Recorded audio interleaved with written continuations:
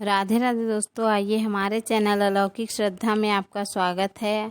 आज हम इस वीडियो में चतुर्मास की महिमा या महत्व को जानेंगे। तो इसको प्रतिदिन सुनना चाहिए। चतुर्मास के 4 महीने में प्रतिदिन इस कथा को सुनने से आपको अक्षय पुण्य की प्राप्ति होती है और भगवान श्री हरि विष्णु और माता लक्ष्मी की कृपा आप पर बनी रहती है। आपके घर में सुख समृद्धि का वास होता है। तो आइए शुरू करते हैं। श्री कृष्ण बोले कि हे राजन, आषाढ़ शुक्ल पक्ष की इस एकादशी को देवशैनी एकादशी भी कहते हैं। चतुर्मास का यह व्रत इसी एकादशी से प्रारंभ होता है। युधिष्ठिर बोले कि हे कृष्ण, विष्णु के शयन का व्रत किस प्रकार करना चाहिए और चतुर्मास के व्रत भी कहिए। श्री कृष्ण बोले कि हे राजन, अब मैं आपको भगवान विष्णु के शयन व्रत और चतुर्मास के व्रत की महिमा सुनाता हूँ। आप सावधान होकर सुनिए। जब सूर्य कर्क राशि में आता है तो भगवान को शयन कराते हैं और जब तुला राशि में आता है तब भगवान को जगाते हैं। अधिक मास के आने पर भी यह विधि इसी प्रकार चलती है। इसके सिवा और महीने में न तो शयन कराना चाहिए न ही जगाना चाहिए। आषाढ़ मास की एकादशी का विधिवत व्रत करना चाहिए। उस दिन विष्णु भगवान की चतुर्भुजी सोने की मूर्ति बनाकर चतुर्मास व्रत के नियम का संकल्प करना चाहिए। भगवान की मूर्ति को पीताम्बर पहनाकर सुंदर श्वेत सैया पर शयन कराएं और धूप दीप नैवेद्य आदि भगवान का षोडशोपचार पूजन करें। पंचामृत से स्नान आदि कराकर इस प्रकार कहें, हे ऋषिकेश, माता लक्ष्मी जी सहित मैं आपकी पूजा करता हूँ। जब तक आप चतुर्मास शयन करें, जो मनुष्य चतुर्मास में पीपल के वृक्ष तथा भगवान विष्णु की परिक्रमा कर पूजा करते हैं, उन्हें विष्णु लोक की प्राप्ति होती है। जो संध्या समय देवताओं, ब्राह्मणों और दीपदान करते हैं तथा विष्णु का हवन करते हैं, वे विमान में बैठकर अप्सराओं से सेवित होते हैं। मेरे इस व्रत को निर्विघ्न संपूर्ण करें। इस प्रकार से विष्णु भगवान की स्तुति करके शुद्ध भाव से मनुष्यों को दातून आदि नियमों का पालन करना चाहिए।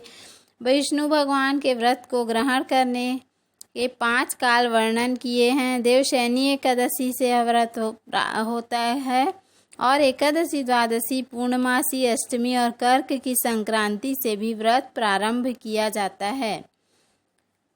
कार्तिक शुक्ल द्वादशी को इसका समापन होता है। इस व्रत को करने वाले सूर्य जैसे दीप्तिमान होकर विमान पर बैठकर स्वर्ग को जाते हैं। इस व्रत में गुरु और शुक्र उदय अस्त का कोई विचार अवश्य करें। यदि सूर्य धनु राशि के अंश में भी आ गया तो यह तिथि पूर्ण समझी जाती है। जो स्त्री या पुरुष पवित्र होकर शुद्धता से इस व्रत को करते हैं, वे सब पापों से छूट जाते हैं और बिना संक्रांति का मास, मल मास, देवता और पवित्र कर्मों में वर्जित है। अब इसका अलग अलग फल प्रस्तुत है। जो लोग मनुष्य प्रतिदिन मंदिर में झाड़ू देते हैं, जल से धोते हैं, गोबर से लिपते हैं, मंदिरों में रंग करते हैं, उनको 7 जन्मों तक ब्राह्मण की योनि प्राप्त होती है। जो मनुष्य चतुर्मास में भगवान को दूध, दही, घी, शहद, मिश्री आदि से स्नान कराते हैं तथा ब्राह्मणों को भूमि, स्वर्ण आदि का दान देते हैं, वे वैभवशाली होकर अंत में स्वर्ग को जाते हैं। विष्णु भगवान की सोने की मूर्ति बनाकर पूजा करने वाला इंद्रलोक में अक्षय सुख प्राप्त करता है। जो तुलसी से भगवान का पूजन करते हैं, सोने की तुलसी ब्राह्मणों को दान देते हैं, वे सोने के विमान पर बैठकर परम गति को प्राप्त होते हैं। जो मनुष्य भगवान का धूप, दीप और गूगल से पूजन करते हैं, उनको अनेक प्रकार की संपत्ति मिलती है। वे जन्म जन्मांतर के लिए धनाढ्य हो जाते हैं। जो मनुष्य चतुर्मास में पीपल के वृक्ष तथा भगवान विष्णु की परिक्रमा कर पूजा करते हैं, उन्हें विष्णु लोक की प्राप्ति होती है और भगवान का हवन करते हैं, वे सुंदर विमान में बैठकर अप्सराओं से सेवित होते हैं। जो भगवान का चरणामृत लेते हैं, वे सब कष्टों से मुक्त हो जाते हैं। जो नित्य प्रति मंदिर में तीनों समय 108 बार गायत्री मंत्र का जाप करते हैं, उनसे भी पाप सदैव दूर रहते हैं। गायत्री का ध्यान और जप करने वाले पर व्यास भगवान प्रसन्न रहते हैं। पुराण और धर्मशास्त्रों को पढ़ने और सुनने वाले तथा वस्त्र व स्वर्ण ब्राह्मणों को दान देने वाले दानी धनी कीर्तिवान होते हैं। जो मनुष्य विष्णु भगवान का स्मरण करते हैं अथवा उसकी सोने की प्रतिमा दान करते हैं, साथ ही प्रार्थना करते हैं कि धनवान गुणवान होते हैं। जो नित्य कर्म के पश्चात प्रतिदिन सूर्य को अर्घ्य देते हैं तथा व्रत की समाप्ति पर स्वर्ण लाल वस्त्र गोदान करते हैं, वे आरोग्यता पूर्ण आयु तथा कीर्ति धन और बल पाते हैं। चतुर्मास में जो मनुष्य गायत्री मंत्र का तिल द्वारा तिल से होम करते हैं और समाप्ति पर दान करते हैं, उसके समस्त पाप नष्ट होकर वे निरोगी होते हैं। जो अंत में हवन करते हैं और समाप्त हो जाने पर घी का घूट भर कर वस्त्र सहित दान करते हैं, वे ऐश्वर्यशाली होकर ब्रह्मा के समान भोग भोगते हैं। जो मनुष्य चतुर्मास के व्रत में भगवान के शयन के उपरांत उनके मस्तक पर नित्य प्रति दुर्वा चढ़ाते हैं और अंत में स्वर्ण की दुर्वा दान करते हैं, वे भी वैकुंठ को जाते हैं।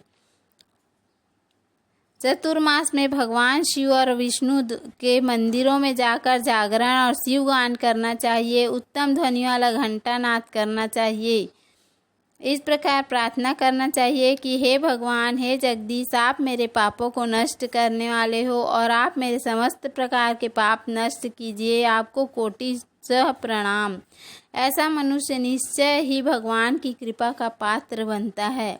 चतुर्मास में ब्राह्मणों को भोजन कराकर यथाशक्ति दान देने से भी भगवान प्रसन्न होते हैं। शिव जी को प्रसन्न करने के लिए चांदी या तांबे का दान करना चाहिए, इससे पुत्र प्राप्ति होती है। शहद युक्त तांबे के पात्र में गुड़ रखकर शयन होने पर तिल, सोना और जूते का दान करने से शिवलोक मिलता है। इसी प्रकार गोपी चंदन का दान करने से मोक्ष मिलता है। सूर्य और गणेश जी का पूजन करने से उत्तम गति मिलती है। चतुर्मास में एक समय भोजन करना चाहिए। भूखे को अवश्य भोजन कराएं। भगवान के शयन के बाद भूमि पर शयन करना चाहिए और ब्रह्मचर्य का पालन करना चाहिए। स्वस्थ और निरोगी रहने वाले श्रावण में साग, भाद्रपद में दही, अश्विन में दूध और कार्तिक में दाल का त्याग करना चाहिए। चतुर्मास की समाप्ति पर यथा योग्य भगवान का पूजन करके दान देना चाहिए। ध्यान देने योग्य बात यह है कि दान सुपात्र को ही दिया जाना चाहिए। कुपात्र को दान देने से कोई लाभ नहीं मिलता, उल्टा हमारा नुकसान ही होता है। तो उम्मीद है आपको हमारा वीडियो पसंद आया होगा। आप चतुर्मास में जितना हो सके जो नियम आपको सरल लगे अवश्य करें और उम्मीद है आपको हमारा वीडियो पसंद आया होगा। यदि हमारा वीडियो पसंद आए तो वीडियो को लाइक, शेयर और सब्सक्राइब करना ना भूलें। धन्यवाद। राधे राधे।